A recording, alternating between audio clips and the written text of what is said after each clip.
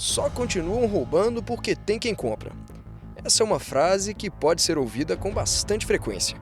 E o pior é que é verdade. Os furtos de fio de cobre. Por que tem isso? Porque tem sempre um receptador. Daí a nossa preocupação em combater quem? Os receptadores também.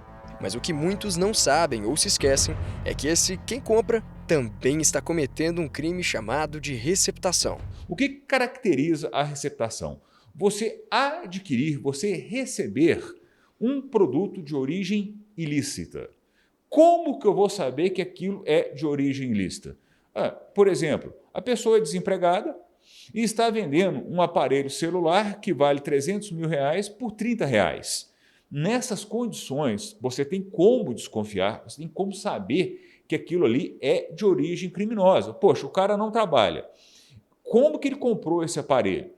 2. Esse aparelho ele custa 300 vezes mais o preço que ele está vendendo. Tem algo errado. Então, isso são elementos que nos possibilitam perceber que aquilo ali é de origem ilícita. Mas nós temos também a receptação culposa.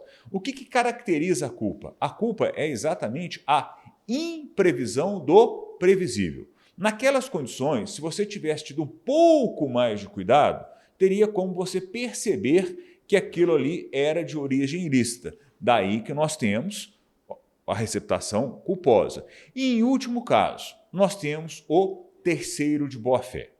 Lembrando que a boa-fé, ela exclui o dolo. Como assim? Naquelas circunstâncias, o camarada tem emprego fixo, tem certo poder aquisitivo e o bem que ele está vendendo está dentro do valor de mercado, mas você não sabia que aquilo era de origem ilícita. Nesse caso, você é quem? O terceiro de boa-fé. Vai responder criminalmente por algo? Não. Por quê? Porque a boa-fé exclui o dolo. Diariamente noticiamos uma série de casos de furtos e roubos de veículos, eletrônicos, fios de cobre e vários outros itens que depois são revendidos. Mas para além do furto e roubo, existem ainda outros tipos de crime que também podem resultar em ocorrências de receptação. Por exemplo, a compra de um carro que tenha sido adulterado. A lei ela não diz exatamente de qual crime tem que vir esse bem. Então, e outra, se esse furtador, por exemplo, ele furtou um veículo e passou para frente, a pessoa vai responder por receptação.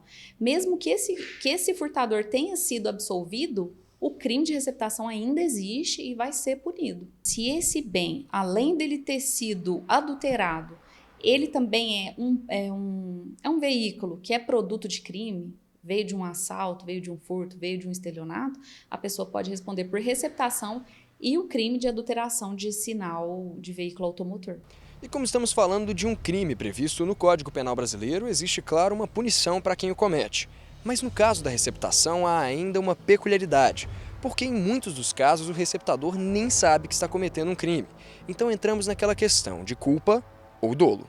Nós temos 3 modalidades do crime de receptação. O crime de receptação em si, né, que é o doloso, a pena dele é de reclusão de 1 a 4 anos.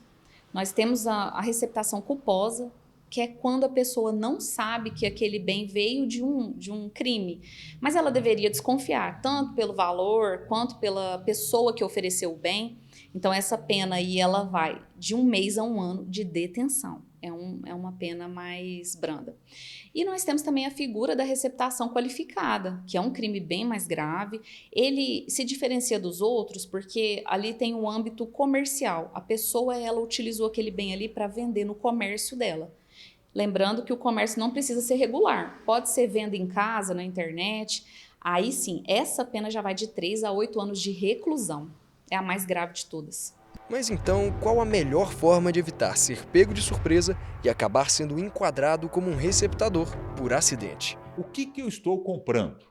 Aquela pessoa é um comerciante correto? É uma pessoa que está acostumada a negociar aquele determinado produto?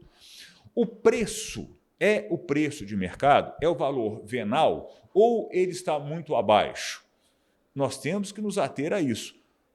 Analisando o produto, você tem a nota fiscal? Você tem comprovante da aquisição deste bem?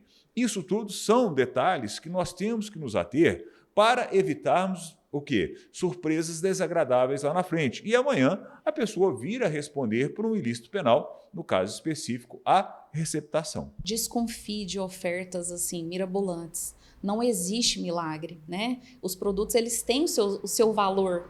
Se você não sabe, não tem conhecimento desse valor de mercado, pesquise na internet. Faça um comparativo ali para você ter uma noção de quanto vale aquele produto. Porque o que mais faz a pessoa cair no crime de receptação é ela acreditar naquela oferta. Então, desconfie de valores muito abaixo.